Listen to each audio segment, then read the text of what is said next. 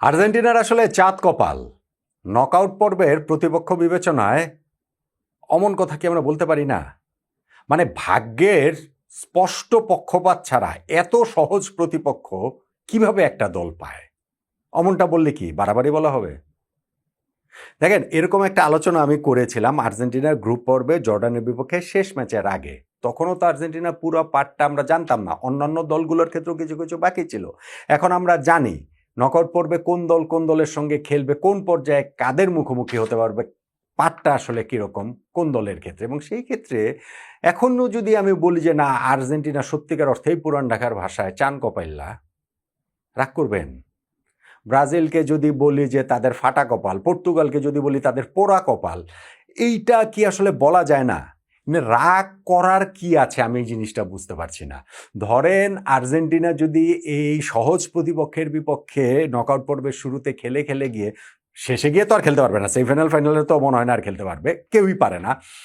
তারা যদি শিরোপা জিতে যায় তাহলে কি এই ক্ষেত্রে আর্জেন্টিনার কৃতিত্ব কোনো অংশে কম হবে? আর্জেন্টিনার জার্সিতে 3 স্টারের সঙ্গে কি আরও একটা স্টার যোগ হবে, নাকি ওখানে হাফ স্টার যোগ হবে যে না না না, এটা তো ভাগ্য পক্ষে ছিল, সহজ প্রতিপক্ষের বিপক্ষে খেলেছে, ফলে ফুল স্টার তাদেরকে দেওয়া যাবে না, ফিফা নিয়ম করবে যেন হাফ স্টার দিতে হবে? তা তো আর বিষয়টা হবে না। তো এইখানটাতে আসলে রাগ করার কি আছে সমর্থকদের? আর্জেন্টিনার এখানে ভাগ্যটা তাদের পক্ষে আছে, আর অপোনেন্টও বা অন্যান্য প্রতিপক্ষ কোনো কোনো দল রয়েছে তাদের ব্যর্থতা, এইটাও আর্জেন্টিনার ফরে চলে এসেছে। ধরুন উরুগুয়ে নকআউট পর্বে উঠতে পারবে না, এটা তো আর আর্জেন্টিনার কোনো দায় নাই। ধরেন পর্তুগাল গ্রুপ চ্যাম্পিয়ন হতে পারবে না, এটা তো আর্জেন্টিনার কোনো দায় নাই। কিন্তু এই সুবিধাগুলো তো আর্জেন্টিনা পেয়েছে বা পাচ্ছে, কাগজে কলমের হিসাবটাতে সেইটা পাচ্ছে। আর জিনিসটা সবসময় হচ্ছে একটা কম্পারেটিভ স্টাডি, অন্যান্যের সাথে তুলনা করে। সো সেই জায়গাটাও যদি আমরা দেখি তাহলেও কি আর্জেন্টিনাকে এখানে ভাগ্যবান বলা যাচ্ছে কিনা, আমি সেটা একটু আলোচনা করতে চাই। এমনিতে হচ্ছে কি একটা প্রেডিকশন ভিডিও করেছি, পাত নিয়ে বিস্তারিত আলোচনা 20-22 মিনিটের একটা ভিডিও করে ফেলেছি, অনেক সময় আসলে লেগেছে।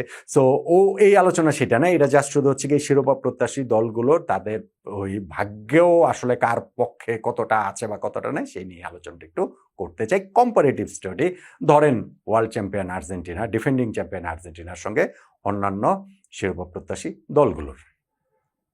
নকআউট পর্বের শুরুতে আর্জেন্টিনা প্রতিপক্ষ হিসাবে পাচ্ছে কাবো ভের্দেকে। অবশ্যই এটা কাবো ভের্দের ক্রেডিট যে তারা নকআউট পর্বে এসেছে, অবশ্যই ক্রেডিট যে তারা উরুগুয়ের মতো দলকে ছিটকে ফেলেছে, অবশ্যই এই দলটা গ্রুপ পর্বে স্পেনের বিপক্ষে ড্র করেছে।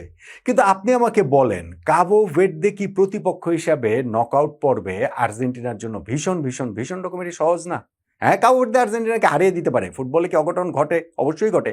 কিন্তু এই কাবো ভের্দে যদি এই আর্জেন্টিনাকে হারায় তাহলে সেটা ফুটবল ইতিহাসের, বিশ্বকাপ ফুটবল হিস্ট্রির সর্বকালের সবচেয়ে বড় অঘটনগুলোর মধ্যে একটা হিসেবে বিবেচিত হবে। এখন অন্যান্য যে বড় দলগুলো আছে তারা রাউন্ড অফ 32-তে শুরুতেই কাবো ভের্দের সঙ্গে রাউন্ড অফ 32-তে খেলবে, সেটা কি বলা যাবে? ধরেন ব্রাজিল যদি হেরে যায় জাপানের কাছে, অঘটন, কিন্তু সর্বকালের সবচেয়ে বড় অঘটনগুলোর মধ্যে কি এটা পড়বে? ধরেন এইখানটাতে আরো বড় দল যারা যেখানটাতে খেলবে, পর্তুগাল, ক্রোয়েশিয়া। পর্তুগাল তো গ্রুপ রানার্স আপ হয়েছে দেখে ক্রোয়েশিয়ার বিপক্ষে খেলছে, এবং এখানটাতে তো আমি যেটা বলছি আর্জেন্টিনার কোনো দায় নাই, কিন্তু তারা তো ক্রোয়েশিয়ার কাছে পর্তুগাল হারতেই পারে। ফ্রান্স, সুইডেন, অত বড় অঘটন হবে ফ্রান্স হেরে গেলে? Spain, Austria, Germany, Paraguay. একটাই শুধু আপনি বলতে পারেন যে সেই জায়গাটাতে ইংল্যান্ডের ক্ষেত্রে তারা কঙ্গোর সঙ্গে খেলবে, সেইটা হারলেও সেটা একটা বিরাট বড় অঘটন হিসেবে বিবেচিত হবে। এখন আর্জেন্টিনার কি এই জায়গাটাতে একটু ভাগ্যের মানে স্পষ্ট পক্ষপাত তাদের দিকে, উরুগুয়ের ব্যর্থতা সবকিছু মিলিয়ে, অথবা যখন গ্রুপিং হয়েছে কোন গ্রুপে পড়বে, কাদের সঙ্গে খেলা পড়বে কোন সাইড থেকে, সেটার একটা জায়গা আছে না? আছে। আছে তো কি হয়েছে? আর্জেন্টিনার কাছে এইটা নিয়েই যদি তারা ওয়ার্ল্ড চ্যাম্পিয়ন হতে পারে তাহলে সমস্যাটা কোথায়? দেখেন, এরপরে রাউন্ড অফ 16, রাউন্ড অফ 16-এ গিয়ে পর্তুগাল স্পেন ম্যাচ হবে, রাউন্ড অফ 16-এ গিয়ে জার্মানি ফ্রান্স ম্যাচ হবে, এবং এই দুইটা ম্যাচই খুব সহজে ওয়ার্ল্ড কাপ ফাইনালও হতে পারত। এবং এইখানটাতে পর্তুগাল স্পেন হয়ে যাচ্ছে কারণ পর্তুগাল রানার্স আপ হয়েছে, ঠিক আছে, এটা পর্তুগালের ব্যর্থতা। কিন্তু এই যে জার্মানি, এটাতে যখন ড্র হয়েছে তখনই এটা ঠিক হয়েছে যে দুইটা দল যদি গ্রুপ চ্যাম্পিয়ন হয় তাহলে রাউন্ড অফ 16-এ জার্মানি এবং ফ্রান্স, জার্মানি ফ্রান্স পরস্পরের মুখোমুখি হয়ে যাবে। এখন এই জায়গাটাতে কি আর্জেন্টিনা একটুখানি তার ভাগ্যের সহায়তা আছে না? আর্জেন্টিনা এই জায়গাটাতে ধরেন পর্তুগাল খেলবে রাউন্ড অফ 16-এ স্পেনের সঙ্গে, স্পেন খেলবে পর্তুগালের সঙ্গে, ফ্রান্স খেলবে জার্মানির সঙ্গে, জার্মানি খেলবে ফ্রান্সের সঙ্গে, ব্রাজিলের প্রতিপক্ষ নরওয়ে, আর্লিং হল্যান্ডের নরওয়ে, মানে নরওয়ে হওয়ার কথা, ওই আগের ম্যাচটা নরওয়ে যদি জেতে আইভরি কোস্ট নরওয়ের মধ্যে,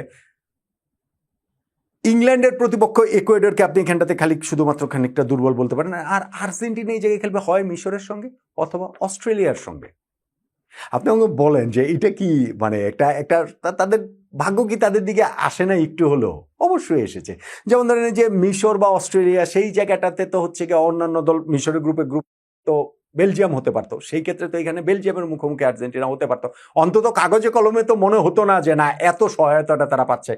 সো এই জায়গাটা তো এখানটাতে আছে। এরপরে গিয়ে আপনি যদি বলেন